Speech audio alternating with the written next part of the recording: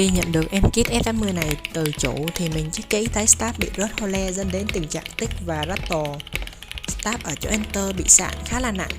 Âm alpha hơi quá đanh, anh gửi mình thêm một miếng foam plate để xem. Anh cũng báo với mình là 1-2 ngày đầu gõ không gặp tích, nhưng sau một tuần thì tình trạng tích xảy ra do hole bị rớt, hole không kỹ. Sau khi mình tiến hành rã hàn, lọc bát, các chỗ switch chuẩn kỹ thuật, thay stab space từ cherry thành màu ăn và tiến hành fix lại stab cherry bị rớt hole, base mod và nắn lại wire. Thì cuối cùng mình hàn lại và mount cây cáp, xem lại kit và có được âm như sau.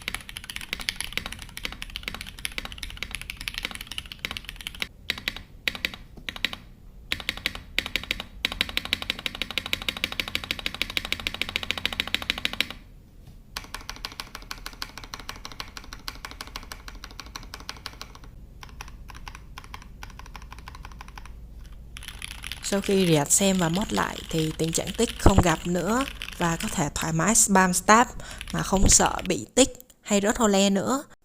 Sau đó mình book ráp, đặt ship lại về chủ và chờ feedback thôi.